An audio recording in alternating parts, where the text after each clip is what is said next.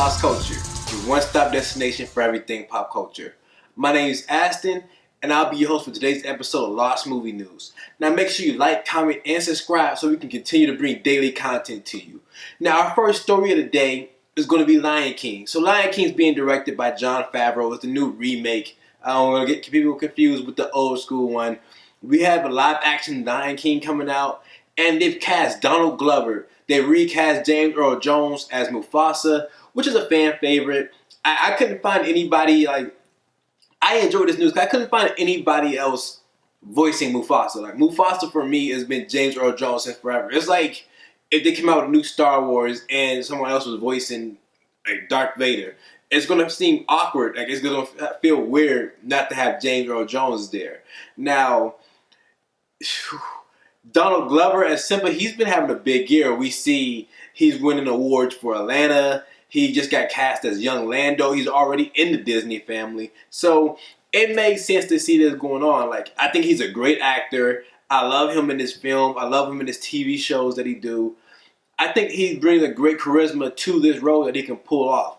I don't know who's going to be playing young Simba, but as far as adult Simba, I would love to see who that is. Even if, I don't know, I think I might like him more as young Simba and have someone else play adult Simba. I don't know. I don't know, but either way, I enjoy it. Like, I like this casting. I think they're going to do great jobs in these roles. Obviously, James Earl Jones, he's already done it once before. That's him coming back in, recording some lines. Like, I'm pretty sure he's going to be great in his part. I mean, with that being said, James Earl Jones coming in and redoing his role, it's going to bring in some. It's going to be do some ties between the original film and this film that some people aren't going to like, and some people are. Like, definitely people are going to compare these two films together, which is obviously already going to happen, but it's going to do so even more so now that James Earl Jones is back.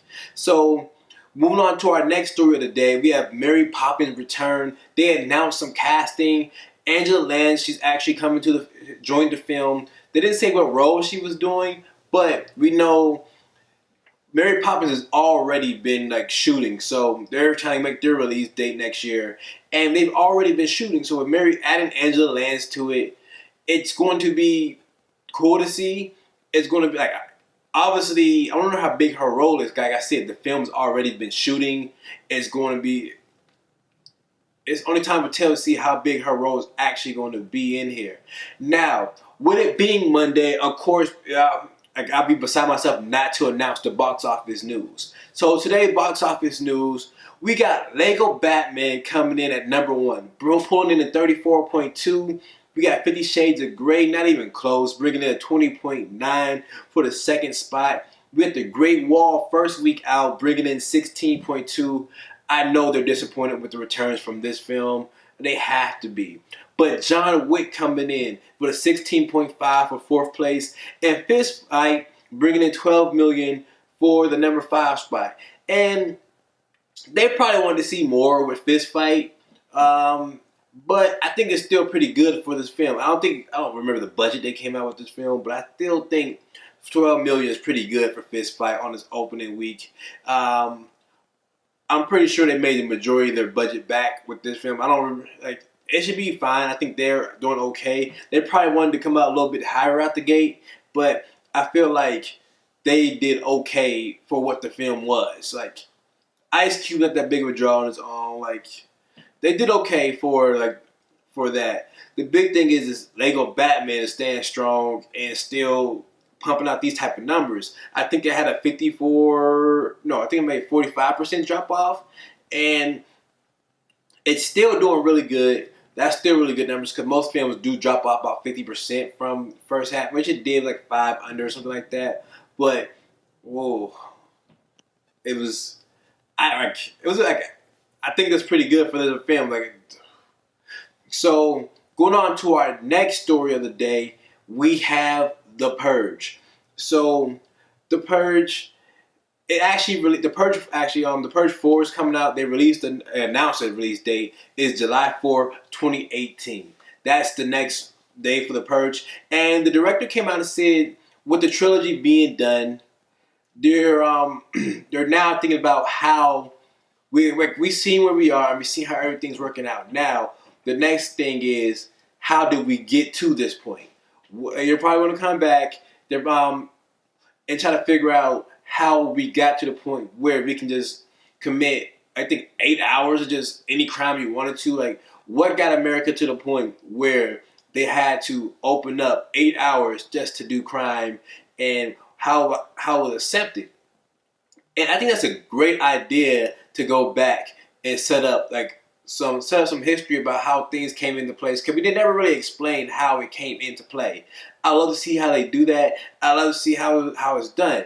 Now, moving on to our next story of the day, the Batman. So the Batman, we know DC were kind of like circling around Matt Reeves to direct the next film, and turns out he's not going to direct it. I have no idea what's going on in DC right now, but it's not good at all. It's not good. They can't get someone to do Batman. They can't get a director for Batman. What? They can't get a director for Batman. There's an issue when you can't get a director for Batman. Arguably DC's biggest character, biggest movie. Like, they can't get a director for the Batman. It doesn't make sense. Obviously, there's something wrong with this project. There's something wrong in this DC universe, because they're undermining directors in every film. They haven't had any good, like, critically, they haven't had any good films yet. Hopefully Wonder Woman turns that around. But what is going on here to where they can't lock in a director for the Batman? They should have had no problem. Once Ben Affleck stepped down, it should have been easy for someone to come in. Like, they should have just once they put the listing out there for looking for a director, there should have been so many calls. That spot should have been filled by the end of the night. There's no reason why this position is not filled. Well, there is a reason, but we won't know as a general public yet.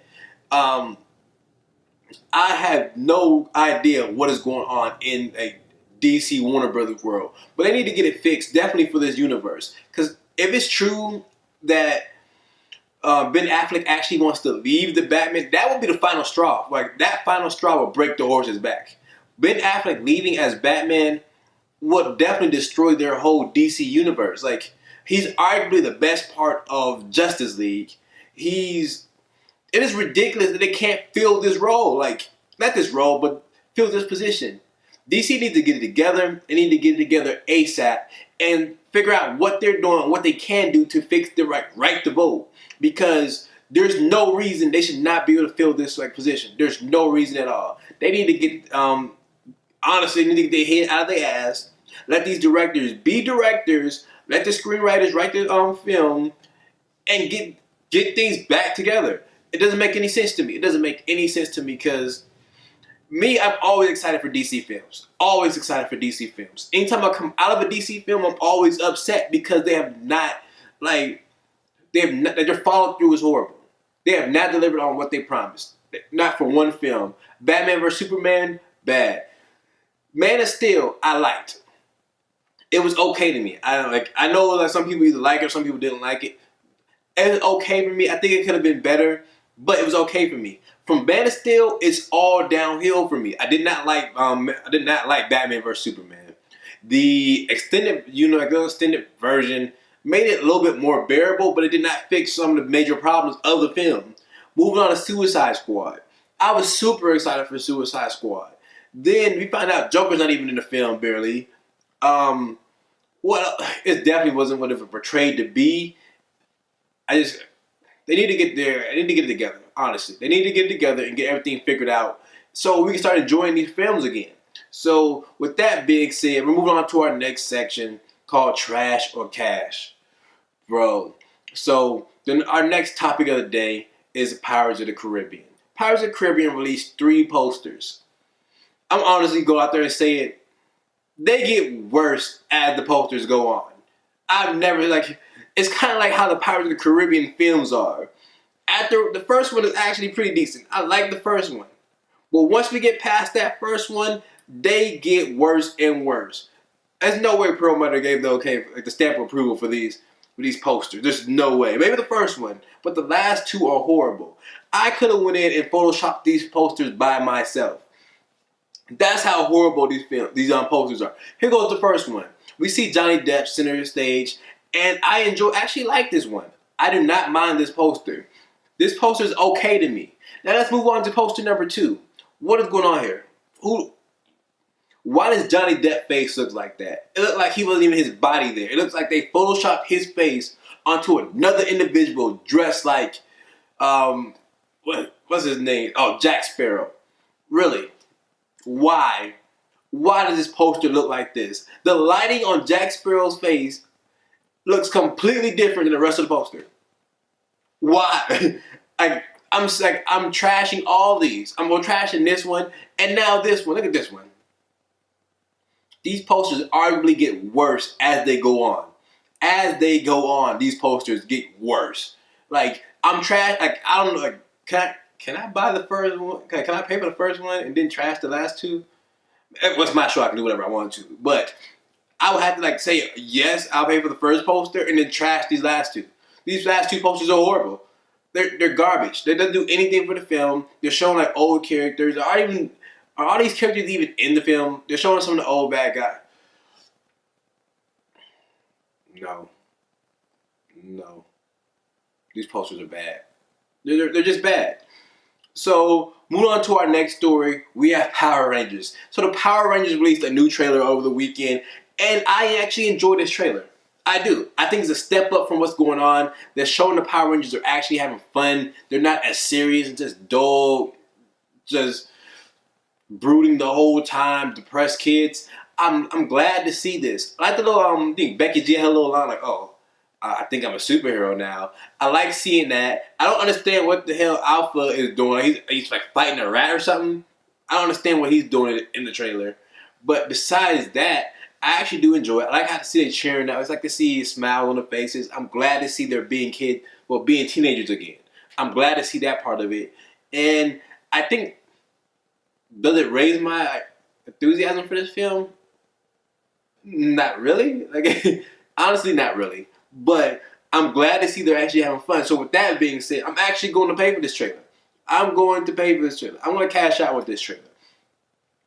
Now, moving on to our final story of the day is Predators. Shane Black comes out. He announces that Predators will be an R-rated film. Did we have any doubts about that? That's the question. I'm pretty sure he announced it originally it's going to be an R-rated film. So, did he have to argue? Did he have to fight for it or something? What's going on? Why did he come out again? It's going to be an R-rated film. You already told us it's going to be an R-rated film. What was going on? What was going on with you guys that you guys had to fight to get an R-rated film? But I'm going to cash out with this. I understand. I want to see an R-rated film. They don't really need an R-rated film. They're going to lose a lot of money by making an R-rated film, honestly. But I don't know. Back in the 80s. Predator was an R-rated film, but with today's culture, you can get away with so much more, especially in film with a PG-13. Just don't cuss, and you'll be good. No nudity, and you're fine. You can get away with anything, and it's ridiculous that violence is more accepted than nudity is. But that's how it is today in America, and that's really all we have. So thank you guys for tuning in. As always, make sure you stay lost. Check out our merchandise at thelostculture.org. Just go to the website. You'll see everything on there that we do. Our daily videos are actually posted earlier there, about 30 minutes earlier. About 30 minutes earlier on the website. But besides that, thank you guys for tuning in as always. Stay lost. Birthday, they won't sit by you. Man, I remember when I went entertain them all like you.